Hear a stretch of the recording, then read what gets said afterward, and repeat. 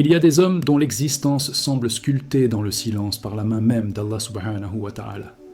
Des âmes discrètes, presque invisibles aux yeux du monde, mais dont chaque pas résonne dans l'éternité. Le docteur Muhammad Kamal Ismail faisait partie de ces hommes.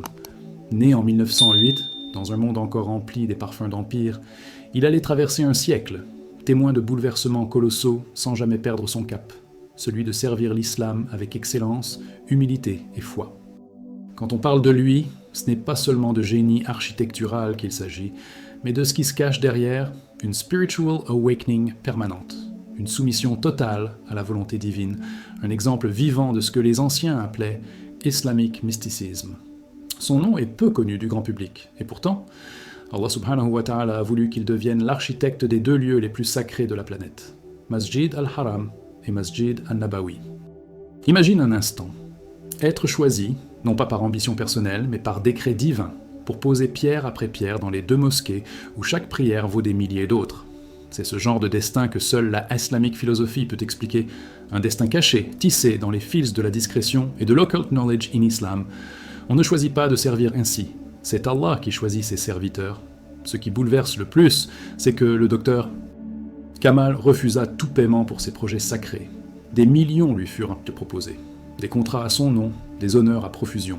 Et pourtant, sa réponse fut limpide, presque déconcertante pour nos cœurs modernes en quête de reconnaissance. « Je cherche ma récompense auprès d'Allah, pas dans ce bas monde. » Voilà l'essence même de l'ikhlas, cette sincérité absolue qui transforme les œuvres en lumière. C'est aussi là que se dévoile une des hidden truths les plus ignorées. Le vrai pouvoir n'est pas dans la richesse, mais dans le renoncement à ce monde pour l'au-delà. Beaucoup parleront de son génie, de son sens du détail, de sa rigueur scientifique, mais ce qu'on oublie de dire, c'est qu'avant de construire des mosquées, il avait d'abord bâti en lui-même une forteresse de foi. Il priait la nuit, jeûnait souvent, fuyait les éloges comme on fuit le poison. Dans un monde où tout pousse à se montrer, il choisit de disparaître. Dans une époque où les titres et les diplômes sont exhibés comme trophées, il choisit le silence. Voilà pourquoi son histoire fait partie de ces Mysterious Events Explained Through Islam, car elle ne suit aucune logique humaine, mais celle d'Allah subhanahu wa ta'ala. Et ce n'est que le début. Sa vie, bien plus qu'un simple parcours professionnel, est une invitation pour chacun de nous à repenser nos priorités. Que faisons-nous de nos talents? Pour qui bâtissons-nous? Nos œuvres sont-elles guidées par la recherche du regard des hommes ou celui d'Allah? Ce genre de questions, le docteur Kamal nous les pose, sans jamais ouvrir la bouche, juste par son exemple. Et c'est là que la vraie spiritual awakening commence, quand on se rend compte qu'il est encore possible, même aujourd'hui, de vivre une vie entièrement consacrée à Allah subhanahu wa ta'ala, sans compromis. Il existe des existences qui ne brillent pas sous les projecteurs, mais qui illuminent le cœur des croyants à travers les générations. La vie du docteur Muhammad Kamal Ismail, après la perte de son épouse, est une page déchirante et sacrée, écrite à l'encre de la patience et du tawakkul. Marié tardivement, à l'âge de 44 ans, il goûta à la douceur d'une union bénie, pour ensuite goûter à l'amertume du destin. Sa femme décéda lors de l'accouchement. Cette tragédie aurait pu briser bien des hommes. Mais lui, il s'accrocha au décret divin, répétant inlassablement les paroles du prophète Muhammad, sallallahu alayhi wa sallam. Ce que Allah veut arrive, et ce qu'il ne veut pas n'arrivera jamais. Il éleva seul son fils, avec une tendresse silencieuse et une rigueur imprégnée de foi. Pas de domestique, pas de délégation. Chaque matin, il préparait le petit déjeuner, s'assurait de l'éducation, et chaque soir, il récitait le Coran en caressant la tête de son enfant. Voilà un homme qui vivait la spiritual awakening non pas dans les discours, mais dans l'intimité de ses actes. Il incarnait cette islamique philosophie, si rare aujourd'hui, le service d'Allah subhanahu wa ta'ala à travers la responsabilité, l'endurance et le silence. Ce genre d'homme ne crie pas sa foi. Il la vit. Le monde lui offrait pourtant des sièges prestigieux, académies, congrès internationaux, interviews. Mais il les déclina tous, pas par orgueil, mais par humilité. Il savait que trop de visibilité peut éroder la sincérité.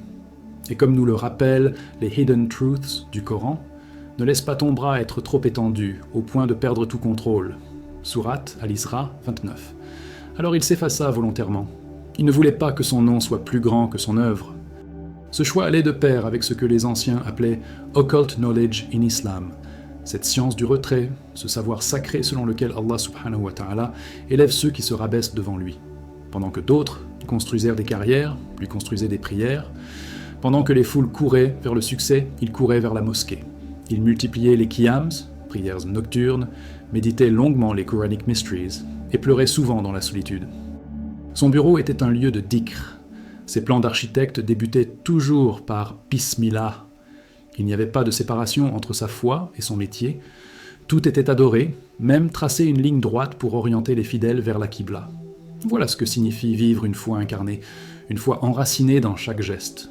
Ce qu'il nous lègue, ce n'est pas un modèle de réussite extérieure, mais une lumière intérieure. Il ne cherchait ni l'amour du peuple, ni la reconnaissance des puissants. Il cherchait la satisfaction d'Allah subhanahu wa ta'ala, tout simplement. Et ce genre d'intention pure, ce ikhlas, est si rare aujourd'hui qu'il mérite d'être médité profondément. Alors, avant même de parler de miracles et de marbre, il faut contempler ce cœur qui battait uniquement pour Allah. C'est dans cette sincérité que réside la vraie Mysterious Event Explained Through Islam. Et c'est justement cette sincérité qui allait bientôt être mise à l'épreuve dans une histoire que seul Allah aurait pu écrire. Il y a des récits qui défient les lois de la logique et plongent directement dans les sphères du divin. Celui du marbre grec utilisé dans les mosquées sacrées est l'un de ces récits. Le docteur Kamal, bien des années avant d'être choisi pour la rénovation de Masjid al-Nabawi, avait voyagé en Grèce.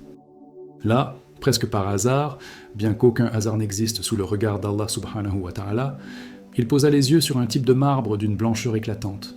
Ce n'était pas seulement une beauté visuelle, c'était une matière vivante, presque spirituelle. Il posa sa main dessus en plein été, et constata, stupéfait, qu'il restait froid malgré la chaleur accablante. Voilà un Mysterious Event Explained Through Islam, survenu bien avant qu'il en comprenne le sens.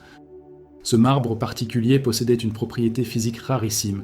Il régulait la température de manière quasi surnaturelle. Même exposé à plus de 50 degrés C sous le soleil brûlant de la péninsule arabique, il restait frais, agréable au toucher. Pour n'importe quel architecte, cela aurait été un simple avantage technique, mais pour le docteur Kamal, cela relevait du islamique mysticisme. Comment ne pas y voir un signe, une préparation divine pour une œuvre encore à venir ? Ce détail apparemment insignifiant était en réalité une des hidden truths qu'Allah subhanahu wa ta'ala dépose sur le chemin de ses serviteurs choisis. Ce marbre, il le garda en mémoire pendant 15 longues années. Sans savoir pourquoi, sans but immédiat, il ne le rechercha pas activement. Il ne fit pas de stock. Mais il se souvint. Ce détail gravé dans sa mémoire allait ressurgir comme un appel sacré au moment exact où le roi Fahd lui demanda d'élaborer les plans de l'extension des 2 saintes mosquées. C'est là que les Quranic Mysteries prennent vie dans le réel, quand une inspiration passée devient une révélation présente. Le prophète Muhammad, sallallahu alayhi wa sallam, nous a appris que rien n'arrive sans raison, et cette rencontre oubliée avec le marbre en était la preuve éclatante. Dans la science spirituelle, on appelle cela un jalb ilahi, une attirance divine. Allah subhanahu wa ta'ala oriente les pas de ses serviteurs vers des éléments qu'ils ne comprendront que bien plus tard. Et c'est précisément ce qui rend cette histoire si émouvante. Le docteur Kamal n'était pas juste un bâtisseur, il était un réceptacle de signes. Il savait lire les coïncidences comme des lettres sacrées. Et ce marbre grec, avec sa blancheur pure, symbolisait bien plus qu'un sol. Il allait accueillir des millions de prosternations. Il allait être le témoin silencieux des larmes, des invocations, des spiritual awakenings qui se produiraient chaque jour dans les mosquées de la Mecque et de Médine. Ce marbre est devenu un symbole de ce que nous appelons dans l'occult knowledge in Islam, une matière bénie, préservée sans qu'aucun être humain ne s'en rende compte. Pendant 15 ans, il dormit quelque part sur cette terre, oublié par les hommes, mais préservé par Allah subhanahu wa ta'ala. Et bientôt, cet élément allait refaire surface dans les conditions les plus improbables. Une épreuve allait tester la foi, la patience et l'abandon total du docteur Kamal. Car trouver le marbre n'était que le début. Il allait devoir se lancer dans une quête improbable, une mission qui semblait perdue d'avance, mais qui allait, une fois de plus, prouver que rien n'est impossible pour celui qui détient les clés des cieux et de la terre. Lorsque le roi Fahd demanda officiellement au docteur Kamal d'utiliser le même marbre qu'il avait vu 15 ans auparavant en Grèce, beaucoup auraient pensé « C'est impossible, trop de temps est le passé ». Mais pas lui. Pour ceux dont le cœur est ancré dans la spiritual awakening, rien n'est jamais véritablement perdu. Il savait au fond de lui que si ce marbre était destiné à recouvrir les sols de Masjid al-Nabawi, alors Allah subhanahu wa ta'ala en faciliterait l'accès. Ce n'était pas une simple recherche de matériaux, c'était une quête sacrée, une mission enveloppée de silence, guidée par les Quranic Mysteries et nourrie d'un abandon total à la volonté divine. Arrivé à Athènes, il se heurta à la dure réalité. Les archives indiquaient que tout le marbre avait été vendu. L'entreprise grecque, polie mais catégorique, lui annonça que le stock n'existait plus. Mais voilà, dans la logique d'Allah subhanahu wa ta'ala, ce qui semble éteint aux yeux des hommes peut encore brûler d'une lumière invisible. Et c'est ici que commence l'un des Mysterious Events Explained Through Islam. Une simple secrétaire, touchée par le calme et la sincérité du docteur Kamal, décida, presque à contre-courant de son rôle, de fouiller dans des archives vieilles de 15 ans. Cela, mon frère, ma sœur, c'est le résultat de l'ikhlas. Allah incline les cœurs vers ceux qui s'abandonnent à lui avec pureté. Et là, le miracle se dessine lentement. Le nom du client qui avait acheté tout le lot apparaît. Un commerçant saoudien spécialisé dans les matériaux de construction. Une sueur douce perla sur le front du docteur Kamal. Était-ce possible ? Après tant d'années, ce marbre serait-il encore entre les mains d'un musulman ? C'est là qu'on touche à l'essence même de l'islamique mysticisme, la croyance que les événements sont cousus ensemble par la sagesse divine, que rien ne s'assemble sans un dessein sacré. Il s'empressa de prendre l'avion, chaque battement de cœur portant une invocation silencieuse. De retour en Arabie Saoudite, il entreprit de retrouver l'homme. Une enquête complexe, des appels sans réponse, des déplacements sans garantie. Mais il persista. C'est ce que nous enseigne la islamique philosophie. La foi n'est pas un sentiment passif, c'est une action constante, une course vers le bien, même quand tout semble fermé. Et soudain, après tant d'efforts, il le trouva. Le commerçant l'accueillit. Ils parlèrent. Et puis, cette phrase qui changea tout. Le marbre est toujours là. Je ne l'ai jamais utilisé. 15 ans de silence. 15 ans de préservation divine. Le cœur du docteur Kamal s'emballa. Comment exprimer ce moment où la réalité rejoint la promesse du Très-Haut ?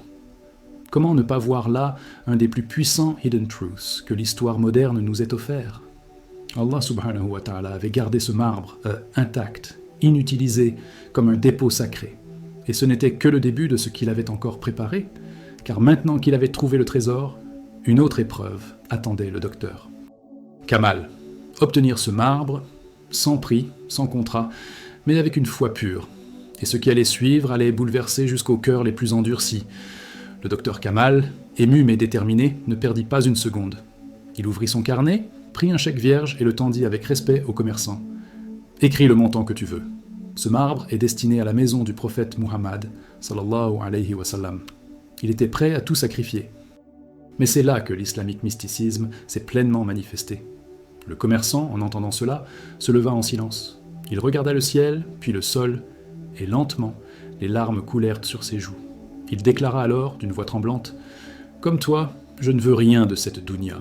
Je veux ma récompense d'Allah subhanahu wa ta'ala. » Et dans ce moment, deux cœurs se sont liés, non pas par un contrat, mais par une alliance céleste. Ils se sont pris dans les bras. Ils ont pleuré ensemble. Ce n'étaient pas des larmes humaines ordinaires, c'était des larmes sacrées, des larmes qu'Allah subhanahu wa ta'ala honore. Car ces hommes n'étaient plus seulement deux êtres sur terre, ils étaient devenus les instruments d'un mysterious event explained through Islam. Ce marbre, oublié, caché, puis offert sans condition, n'était plus de la pierre. C'était un témoignage vivant de la puissance d'Allah à orchestrer chaque détail de notre vie. Et cela nous rappelle un verset du Coran. Celui qui craint Allah, il lui donnera une issue favorable et il lui accordera ses dons par des moyens qu'il ne soupçonnait pas. Surat At-Talaq 2-3. Ce qui rend ce récit encore plus bouleversant, c'est que ni le docteur Kamal, ni le commerçant ne cherchèrent la reconnaissance. Ils ne voulaient ni interview, ni médaille, ni célébrité. Leur regard était tourné uniquement vers l'au-delà. Voilà la véritable essence du spiritual awakening, donner sans attendre, construire sans signer, agir sans se montrer. Et c'est ce qui manque tant à notre époque, où les actions sont souvent motivées par l'image et non par l'intention. Dans ce moment unique, Allah subhanahu wa ta'ala nous montra un exemple vivant de ce que signifie réellement œuvrer pour lui, et pour lui seul. Ce geste a laissé une empreinte invisible mais indélébile sur les fondations même de la mosquée du prophète Muhammad, sallallahu alayhi wa sallam. Chaque prosternation sur ce marbre sera un témoignage silencieux. Chaque pas d'un croyant rafraîchi par sa fraîcheur est une bénédiction continue.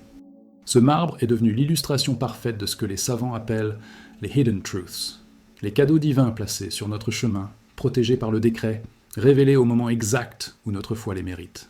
Ce n'est pas l'homme qui choisit le moment du miracle. C'est le miracle qui descend au moment choisi par Allah. Et pendant que les caméras du monde filmaient d'autres grands événements, ce chef-d'œuvre de sincérité se tissait dans l'ombre. L'histoire ne retient parfois que les puissants, les riches ou les célèbres, mais dans le registre d'Allah subhanahu wa ta'ala, ce sont les humbles, les effacés, les sincères qui sont honorés. Et maintenant que le marbre était entre ses mains, un autre chapitre allait s'ouvrir, celui de son installation dans la mosquée bénie. Mais avant d'y arriver, prenons un instant pour contempler ce que cette intervention divine nous enseigne, car elle est un miroir de ce que chaque croyant peut vivre s'il agit avec islamique philosophie, foi et intention pure. Pour comprendre pleinement la grandeur du projet du Dr Kamal, il faut revenir aux racines, à l'époque où la mosquée du prophète Muhammad, sallallahu alayhi wa sallam, n'était qu'une structure simple, modeste, mais remplie d'une lumière céleste. Construite par ses propres mains, aux côtés de ses compagnons Abu Bakr et Umar, qu'Allah les agrée, Masjid al-Nabawi était bien plus qu'un lieu de prière. C'était un centre de formation spirituelle, un espace de révélation, un foyer d'islamique mysticisme. Les troncs de palmiers soutenaient le toit, les feuilles en faisaient l'ombre, et les murs en briques brutes encerclaient une énergie que même les anges visitaient. Ce lieu, pourtant si humble, portait en lui les fondations invisibles d'une islamique philosophie profonde. Chaque parole prononcée en son sein, chaque décision prise par le messager d'Allah, sallallahu alayhi wa sallam, chaque prière collective, tout cela tissait le tissu d'une civilisation qui allait changer le monde. C'était là que les Quranic Mysteries étaient expliqués, que les versets descendaient, que les cœurs se purifiaient. On n'y venait pas seulement pour prier, mais pour se transformer, pour apprendre, pour grandir, pour rencontrer Allah subhanahu wa ta'ala à travers les enseignements de son messager bien-aimé. La mosquée était également un espace de justice, un lieu de stratégie et de concertation. C'est là que les décisions critiques de la jeune communauté musulmane furent prises. Dans ce sanctuaire sacré, il n'y avait pas de séparation entre le spirituel et le quotidien. Tout y était imbriqué. C'est dans cette simplicité que résident les hidden truths, quand le matériel devient un vecteur du spirituel, quand un lieu terrestre devient un reflet du céleste.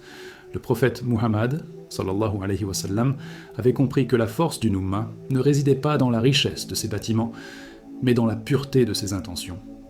Aujourd'hui, lorsque nous contemplons l'immensité et la beauté de Masjid al-Nabawi, il est facile d'oublier d'où elle vient. Mais ceux qui connaissent son histoire savent qu'elle fut toujours guidée par la sincérité.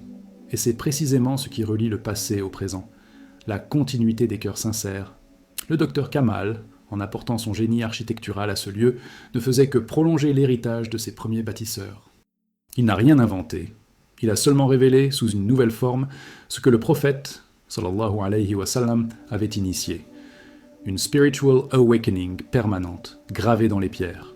Ainsi, chaque pierre posée, chaque choix de matériaux, chaque espace de recueillement a été pensé non comme un simple projet technique, mais comme une œuvre d'occult knowledge in Islam, un acte de dévotion incarné.